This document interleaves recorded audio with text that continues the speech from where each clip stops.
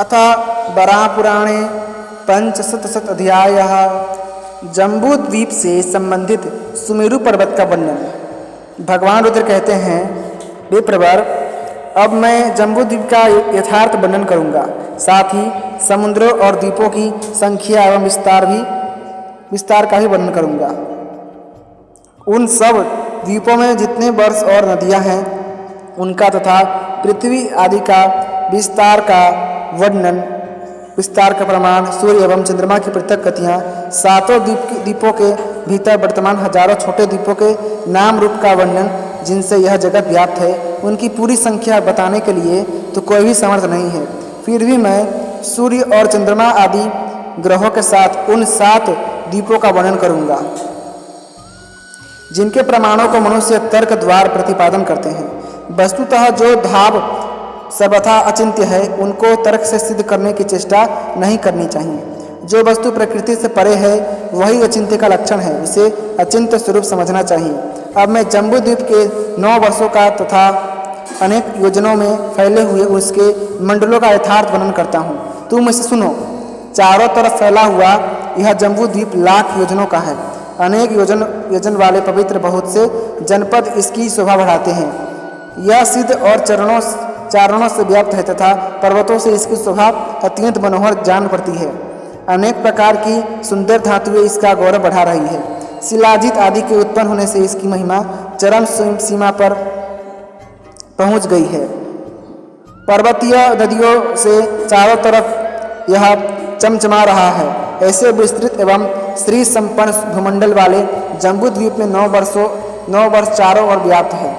यह ऐसा सुंदर द्वीप है जहाँ संपूर्ण प्राणियों को प्रकट करने वाले भगवान श्री नारायण विराजते हैं। इसके विस्तार के अनुसार चारों ओर समुद्र है तथा पूर्व में उतने ही लंबे चौड़े यह 6 वर्ष पर्वत है। इसके पूर्व और पश्चिम 2 तरफ लवण समुद्र है।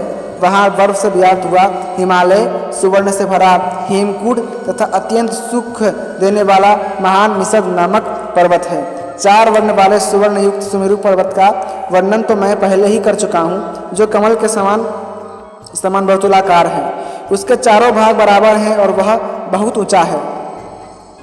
उसके पार्श्व भागों में परम ब्रह्म परमात्मा की नाभि से प्रकट हुए तथा प्रजापति नाम से प्रसिद्ध एवं गुणवान ब्रह्मा जी विराजते हैं। इस जम्बूद्वीप के पूर्व भाग में श्वेत वर्ण वाले प्राणी हैं जो ब्राह्मण हैं। जो दक्षिण की ओर पीत वर्ण है उन्हें वैश्य माना जाता है।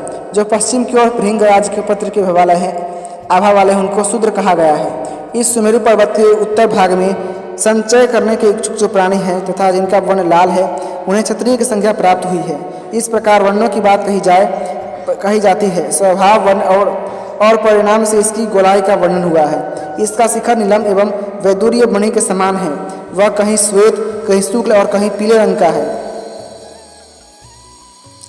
कहीं वह धतूरे के रंग के समान हरा है और कहीं मोर के पंख की भांति चितकबरा है। इन सभी पर्वतों पर स्थित और चारण गण निवास करते हैं। इन पर्वतों के बीच में 9000 लंबा चौड़ा विश्वकंभ नाम का पर्वत कहा जाता है। इस महान सुमेरु पर्वत के मध्य भाग में इलावृत वर्ष है। इसी से उसका विस्तार चारों ओर फैला हुआ 1000 योजन माना जाता है। उसके मध्य में ध्रुम्र रहित आग की भांति प्रकाशमान महामेरु है। सुमेरु की वेदी के दक्षिण का आधा भाग और उत्तर का आधा भाग उसका महामेरु का स्थान माना जाता है। वहाँ जो ये 6 वर्ष हैं उनकी वर्ष पर्वत की संज्ञा है। इन सभी वर्षों के आगे 1 योजन का अवकाश है। वर्षों की लंबाई चौड़ाई 2-2 हजार योजन की है। उन्हीं के परिमाण से जम्बूद्वीप का विस्तार कहा जाता है। 1-1 लाख योजन विस्तार वाले नील और निषद नाम के 2 पर्वत हैं। उनके अतिरिक्त श्वेत, हेमकूट, हिमबान और सिंहबान नामक पर्वत हैं। जम्बूद्वीप के प्रमाण से निषद पर्वत का वर्णन किया गया है। हेमकूट निषद से हीन है, वह उसके 12वें भाग के ही तुल्य है। वह हिमबान पर्वत पूर्व से पश्चिम तक फैला हुआ है। द्वीप के मंडलाकार होने से कहीं कम और कहीं अधिक ही हो जाने की बात कही जाती है। वर्षों और पर्वतों के प्रमाण जैसे दक्षिण के कहे जाते हैं वैसे ही उत्तर में भी हैं। उनके मध्य में जो मनुष्यों की बस्तियां हैं उनके नाम अनुवर्ष हैं। वे वर्ष विषम स्थान वाले पर्वतों से घिरे हुए हैं। उन अगम्य वर्षों को अनेक प्रकार की नदियों ने घेर रखा है। उन वर्षों में विभिन्न जाति वाले प्राणी निवास करते हैं। ये हिमालय संबंधी वर्ष हैं जहाँ भरत की संतान सुशोभित होती है। हेमकूट पर जो उत्तम वर्ष है उसे किम पुरुष कहते हैं। हेमकूट से आगे के वर्ष का नाम निषद और हरिवर्ष है। हरिवर्ष से आगे और हेमकूट के पास के भूभाग को इलावृत वर्ष कहा जाता है। इलावृत के आगे के वर्षों का नाम नील और रम्यक सुना गया है। रम्यक से आगे श्वेत वर्ष और हिरण्यमय वर्षों की प्रतिष्ठा है। हिरण्यमय वर्ष से आगे सिंहवंत और कुरु वर्षों का अवस्थान है। ये दोनों वर्ष धनुषाकार दक्षिण और उत्तर तक झुके हैं ऐसा जानना चाहिए। इलावृत के चारों कोने बराबर हैं। यह प्रायः द्वीप के चतुर्धाश भाग में है। निषद की वेदी के आधे भाग को उत्तर कहा गया है। इनके दक्षिण और उत्तर दिशा में 3-3 वर्ष हैं। उन दोनों भागों के मध्य में मेरु पर्वत है, उसी को इलावृत वर्ष जानना चाहिए। प्रमाण में वह 34,000 योजन बताया गया है। उसके पश्चिम गंधमादन नाम का प्रसिद्ध पर्वत है। ऊंचाई और लंबाई चौड़ाई में प्रायः माल्यवान पर्वत से उसकी तुलना होती है। उक्त निषद और गंधमादन इन दोनों पर्वतों के मध्य भाग में सुवर्णमय मेरु पर्वत है। सुमेरु के चारों भागों में समुद्र की खाने हैं। इसके चारों कोण समान स्थिति में हैं। वहाँ सभी धातुओं की मेद एवं हड्डियाँ उनके अवतार लेने में सहयोगी नहीं है। 6 प्रकार की योगेश्वरियों के कारण वे विभू कहलाते हैं। सनातन कमल की उत्पत्ति का निमित्त कारण वे ही हैं। उस कमल पर स्थित चतुर्मुख ब्रह्मा भी उन परम ब्रह्म परमात्मा के ही रूप हैं, कोई अन्य शक्ति नहीं। कमल की आकृति धारण करने वाली तथा वनों एवं हृदयों से संपन्न पृथ्वी इन्हीं परम ब्रह्म परमात्मा से उत्पन्न हुई है। जिस पर संसार स्थान पाता है उस कमल के विस्तार का स्पष्ट रूप से मैंने वर्णन किया। द्विजवरों, अब क्रमशः विभाग करके उनके विशेष गुणों का वर्णन करता हूँ। सुनो।